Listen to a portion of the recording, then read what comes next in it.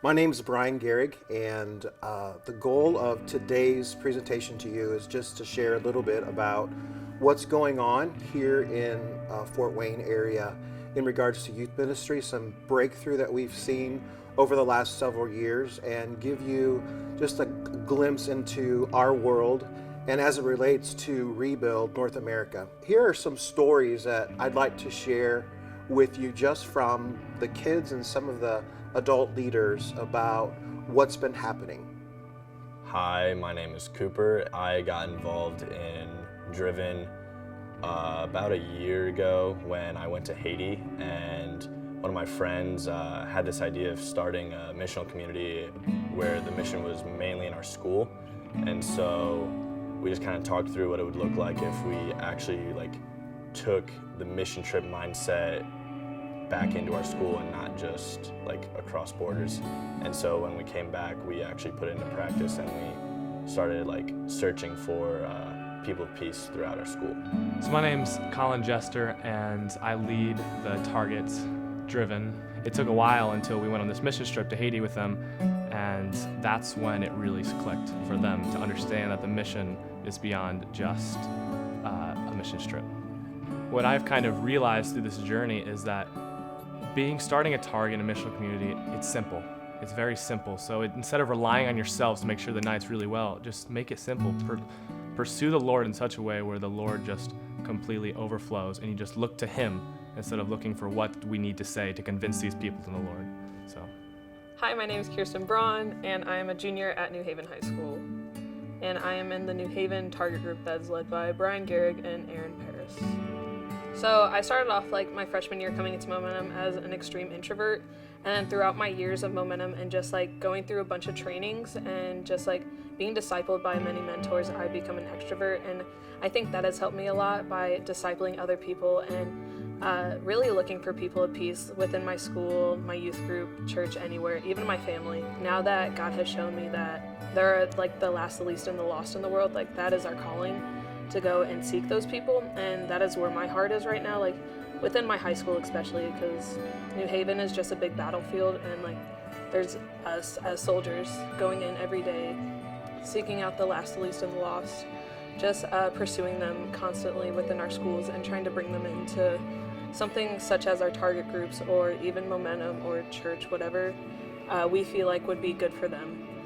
I'm Erin, and I started the first Target at Grace Gathering along with my husband and the Gehrigs. There's been a couple highlights.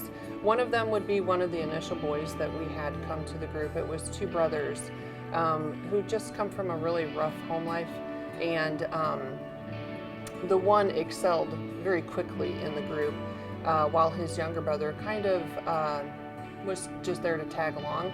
But it's been really cool to watch him come back in his faith. He recently became baptized, and it's just been really encouraging to see even the daily struggles that he has to just survive, and how this group has grown into his family.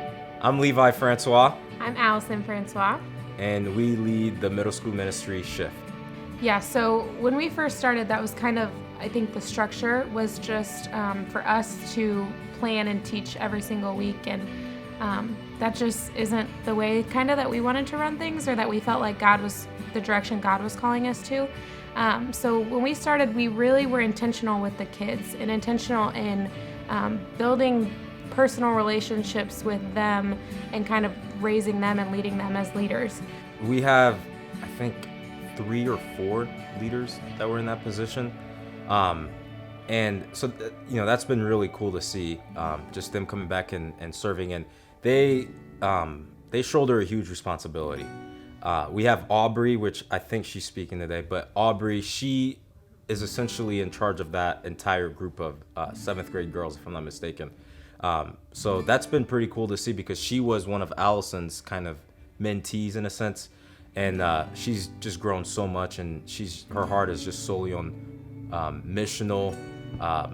She's just missionally minded, and she's always trying to figure out what God's calling her to next. We also have Timmy Jordan. Timmy's story is pretty cool because he is starting quarterback at New Haven High School, so he's very, very popular guy. And obviously the kids, the fellas especially, they want to relate to him. They want to talk to him. They want to be like him when they get to high school.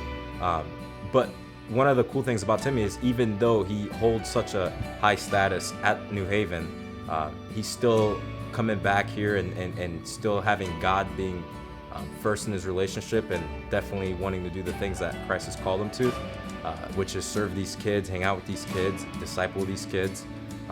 So that's been really awesome to see. You've heard from some of these kids. We call them digital natives, if you will, big on technology, but on the other side of the realm, really desiring family and relationships. And I just want to challenge you as youth workers to think about how you're going about reaching the youth of today. And with that, some of the things that we've learned, I hope that you'll take a look at. Maybe you'll join a learning community or a webinar at some point and learn some things that we've been learning over the last 10 years. It will change the atmosphere of your entire congregation. And it will turn from what everyone calls a youth ministry into a youth movement.